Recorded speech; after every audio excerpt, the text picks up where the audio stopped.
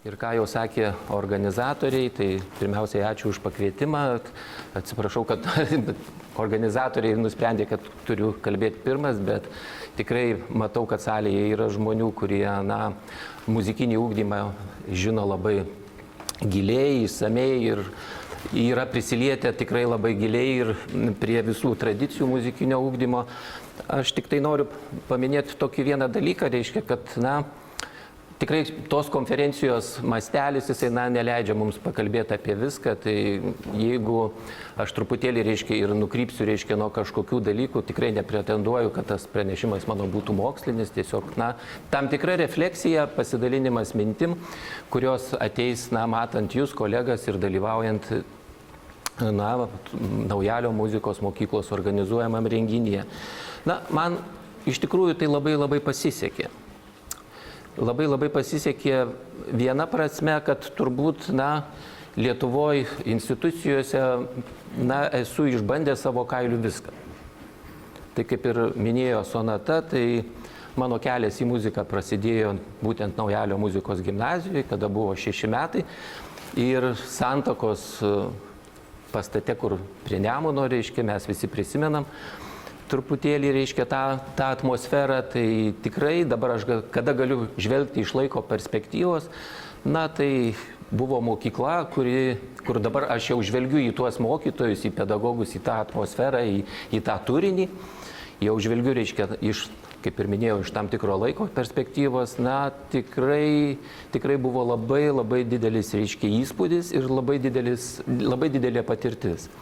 Ir tų mokytojų pavardės ir veidus aš, nors jau dabar kai kuriuos užmigdė kapai, labai puikiai atsimenu, kaip muzikologas vėliau, reiškia, tikrai teko paanalizuoti ir giliau pasižiūrėti, kokias jie mokyklas baigė, kokias vertybės jie skiepijo savo mokiniams, kokie yra pasiekimai jų mokinių. Ir tikrai jau po to matai, reiškia, ir tos mokyklos, pedagogų kaitą, matai ir moksleivių kaitą, ką čia buvo paminėta, ir direktorius minėjo, ir Sonata, ir pavaduotoja. Tai tikrai labai įdomus dalykai ir tas laikmetis, kuris jau šiandien yra, jisai, truputėlį, gal ir netruputėlį, bet jau yra, nesakysiu, kad visiškai, reiškia, kitoks, bet tikrai kitoks. Ir, turbūt ir moksleiviams, ir mokyklai tenka labai daug išbandymų. Kitas mano kelio etapas, reiškia, buvo Gruodžio konservatorija, kaip sakiau, reiškia, viską esu išbandęs, reiškia, Sonata biškį, nuėmė man truputėlį metų, reiškia, 9 klasės baigiau Naujalį, reiškia, tuo metu 11 klasių buvo pagal programą ir teko susipažinti su tuometinio technikumo situacija, kaip kvėpavo tas technikumas, vadinom technikumu, nes, iš tikrųjų, tas žingsnis nuo Naujalio mokyklos gimnazijos iki visiškai kitokios atmosferos Gruodžio konservatorijoje, man, švelniai tariant, reiškia, buvo toksai šokas. Bet, reiškia, vėlgi, sakau, tokia muzikologinė refleksija leidžia šiai dienai vėlgi tą ugdymo tarpsnį ir pedagogus, atmosferą, turinį ugdymo irgi įvertinti pagal tam tikrus kriterijus. Ir be abejo, tuometinės Gruodžio konservatorijos, tuometinio technikumo, tą turinį jau, aišku, galima palyginti ir su Nūdienos konservatorija, kuri irgi, kas buvo minėta, jau sprendžia truputėlį kitokius uždavinius. Tolesnis kelias, vėlgi, jis, kaip ir sakiau, man labai pasisekė Muzikos ir teatro akademija. Tuometinė Muzikos akademija, vadovaujama garbiamo Juozo Antanavičiaus profesoriaus, kuris, šiandieną mus tikrai labai pagerbė atvykdamas čia. Tai vėlgi, mane supo patys žymiausi to meto menininkai. Tai dabar, kada aš mąstau, tai, iš tikrųjų, tai buvo labai didelė dovana mūsų kartai, nes tie žmonės, kurie, kaip pasakyti, vadovėlių autoriai, kuriuos tu sutikdavai auditorijose, tikrai, gal mes tuo metu studentai truputėlį gal ir lengvabūdiškai mąstydavom, bet kada gyvenimas, reiškia, susiklosti, tai taip, kad tie vadovėlių autoriai, iš kurių knygų net ir šitos kartos mokosi, tikrai, buvo labai įspūdingi ir labai, na, sakyčiau, atidavę savo gyvenimo muzikai. Tai neįkainuojama patirtis buvo mūsų studijuojančiai kartai. Na, o atlikimas, reiškia, na, kaip irgi mes studijavom atlikimo meną, kiti kompoziciją ir muzikologiją ir kitus dalykus. Na, tos pavardės, reiškia, kurias matydavom plokštelėse ir tie veidai, kada jie ateidavo į sceną, na, iš tuo metu galbūt tikrai populiariųjų konservatorijų, na, irgi negalėjo nedaryti įspūdžio.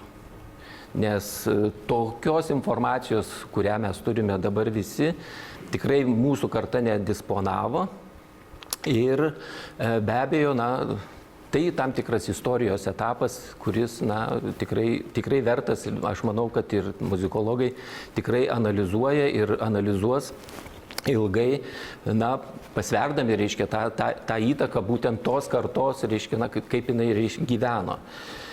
Daktaro studijos, vėlgi, na, sakysim, profesoriaus Antanavičiaus, reiškia, tuomet pirmą kartą lietuvių kalba buvo Muzikos ir teatro akademijoje atidarytos daktaro studijos. Na, man taip pat teko tenai studijuoti ir baigti. Neturėjom kažkur pasižiūrėti į kažkokius šaltinius, pasimokyti, reiškia, iš kažko, nes irgi buvo terpė, kurioje, na, reikėjo mokėti kažkaip pasižiūrėti į tas medžiagas, na, truputėlį ir neturint galbūt, reiškia, tokių fundamentalių muzikologinių gebėjimų, įgūdžių ir taip toliau. Bet vėlgi, kaip ir sakau, ta patriarchų karta, kuri, na, formavo visą tą dalyką, tai vėlgi, aišku, jinai verta labai didelės pagarbos ir labai daug nuveikė, na, kad po to kažkas irgi darytųsi ir kad būtų tas toks istorinis tęstinumas.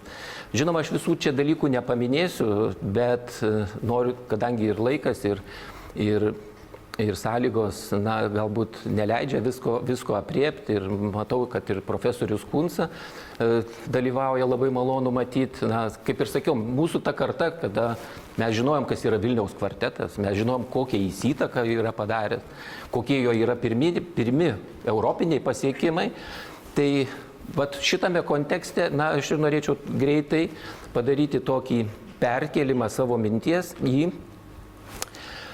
vis dėlto tais nepriklausomybės metais, kada mes studijavom ir matėm šituos, kaip ir aš drąsiai galiu įvardinti, kultūros mohikanus, kurie, na, uoliai dirbo šitose kultūros sferose, tai tas virsmas darėsi, reiškia, toksai, na, neišvengiamas, mes visi norėjom tos nepriklausomybės, mes visi nežinojom, nors ir daugelis galbūt, reiškia, ir nebuvo to Europoje ar pasaulyje, bet, na, kažkaip, na, to gaivaus vėjo oro kvapo vis dėlto, reiškia, Lietuva norėjo, na, ir mūsų karta vis dėlto buvo liudininkai to istorinio virsmo, kuris atsitiko Lietuvos Respublikoje, Lietuvos valstybėje.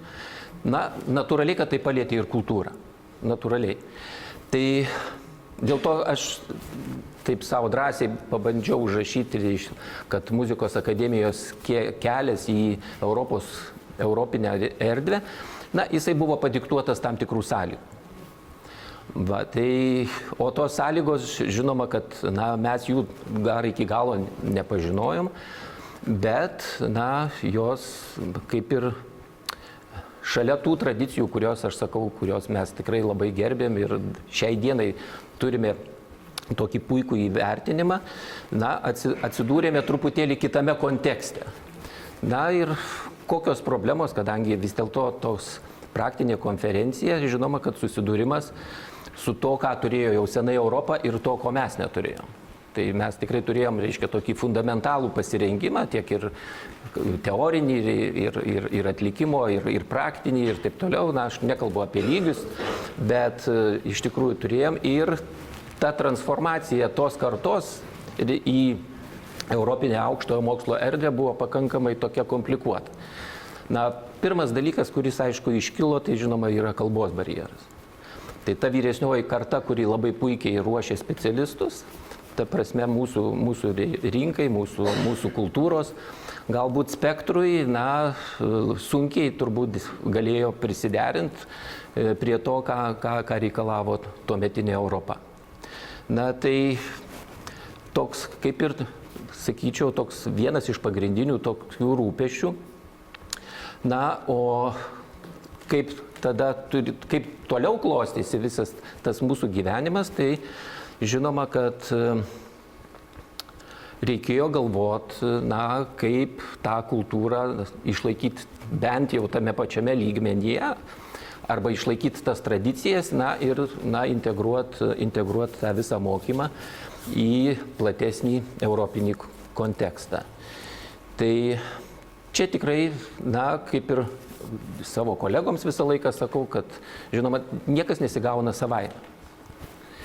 Tai net ir tokiam darbui, reiškia, kur lyg tai atrodo, kad išvažiavai, pakoncertavai, išvažiavai, paskaitai pranešimą, na, rodosi, kad tikrai yra labai labai daug reikalų. Man asmeniškai, na, teko toks uždavinys, kaip ir sakiau, mane supo labai daug žinomiausių Europos, nu, šiai dienai galiu pasakyti, kad ir Europos, nes mes važiuojam į pasaulį, į Europos konservatorijas, į asociacijas, skaitom pranešimus, dalyvaujam, žiūrim. Va, ir Lina, reiškia, šiai dienai yra, nesenai grįžom iš Milano, tiesiog pasižiūrėti. Eilę metų mes važiuojam pasižiūrėti, kaip tvarkosi vakarų Europos konservatorijos, kokias jos problemas sprendžia. Ir stengiamės, na, kažkaip grįžę, na, integruoti ir savo pedagogus paskatinti, reiškia, nu, kad jie darytų tą patį. Tai vat toks mano sekantis, reiškia, gyvenimo etapas, nu, ta vadyba. Ir taip jau susiklostė gyvenimas, kad, na, man teko atsistoti prie Vytauto Didžiojo universiteto muzikos akademijos vairo ir netoks jisai lengvas pasirodė. Tai koks iššūkis yra, tai jeigu kalbant apie lietuvišką kontingentą, ar ne, tai mes visada, reiškia, gal rektorius neleis sumeluoti, panašiai visą laiką Kaunas turėjom, kalbant apie vietas, kvotas, reiškia, ir apskritai tą populiarumą, mes turėjom nuo 23 iki 32% per 35 metus Vilniaus muzikos ir teatro šiandieninės konservatorijos akademijos kontingento. Tai kaip mes ten bežiūrėtumėm, kiek mes ten besipeštumėm, reiškia, tarp viduje, ar ten bendrautumėm, kiek ten teko pragyventi ministerijų, tai ta dinamika šiaip nebūtinai čia nuo visų kalbų priklauso. Aš taip savo padariau, reiškia, tokią refleksiją, kad vis tiek tas gyvenimas, na, vyksta ir, na, turbūt, kad tam tikri parametrai, kurių aš čia neanalizuosiu, neminėsiu, jie turbūt yra kaip tam tikras, reiškia, dėsningumas.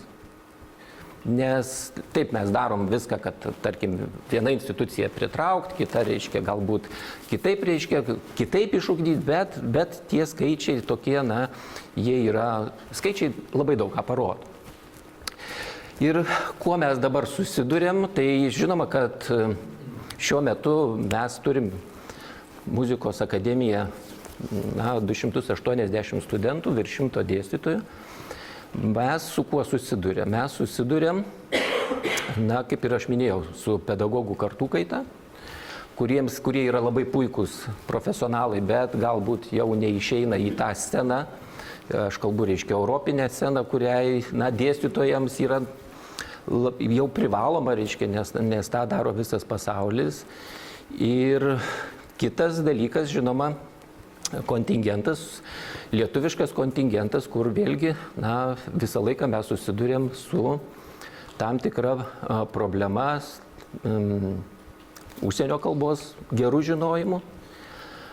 Susidurėm su kažkaip, nors ir pastangų daug dedame su teoretiniu pasirinkimu.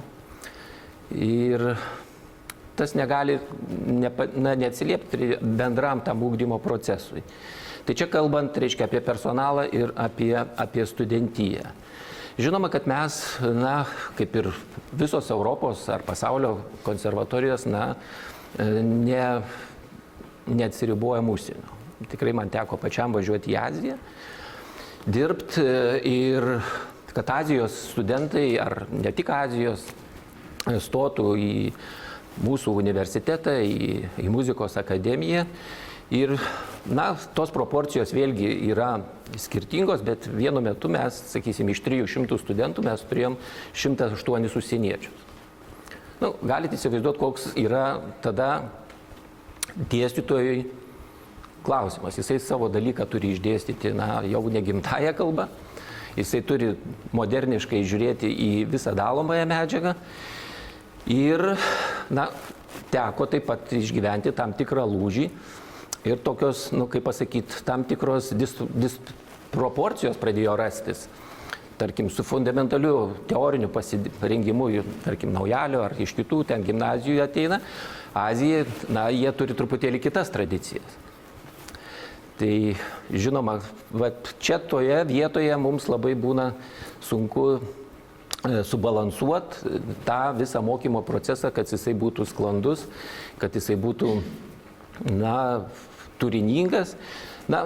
Kartais sakydavo, žiūrėkit, galbūt, jūs priimat ten netokios aukštos kvalifikacijos menininkus, bet pasižiūrėkime į skaičius. Tikrai teko palyginti su įvairiom pasaulio, su Jungtinių Amerikos universitetų ir muzikos universitetų kontingentu, tai ir tikrai padiskutuoti ir prisijungti į šiuolaikinius pokalbius. Tikrai nėra visose akademijose ten, tarkim, Azijos labai aukštas lygis. Bet aš ką savo atsakiau, į vieną klausimą, kad, kaip ir sakau, niekas neatsiranda tuščioje vietoje. Jeigu mes norim gerų studentų, mes taip pat turime būti geri ir geri kiekvieną dieną. Tai tas darbas, jeigu prasideda, aš čia kaip pavyzdį sakau, su Azija, kur visas pasaulis dirba, ir mačiau, kaip dirba vadybininkai, tarkim, Amerikos universitetų, muzikinių, įskaitant tą patį, Kanados ir taip toliau, tai tikrai nebūna taip, kad, iš karto atsirastų labai didelis rezultatas. Nebūna. Bet jie labai uoliai dirba ir, kai yra privatus universitetai ar nevalstybiniai, tai, galbūt truputėlį tas į darbą, tas požiūris yra truputėlį kitoks. Aš sakau truputėlį, bet tikrai galėčiau kalbėti ir kalbėti apie tai. Tai čia irgi yra darbas. Darbas, po kol tu užaugini, po kol tu atsistoji į tam tikrą poziciją, kad pas tave ateitų geriausiai. Geriausiai niekada neteis. Bet irgi tai tą turi auginti. Tai tokie yra iššūkiai. Iššūkiai, integruojantis į europinę kultūrinę erdvę. Muzikos akademija čia ant kalno, mes esam, dabar kaip ir jau minėjau, pilnateisiai Europos konservatorijų asociacijos nariai, sakiau, kad mes važiuojam. Mes turime apie 60 sutarčių Erasmus programos, kur studentai atvažiuoja iš įvairiausių šalių. Tai mes turime užsienio dėstytojų, kurie pas mus vizituoja ir sėkmingai atvažiuoja net ir į Naujalio gimnaziją.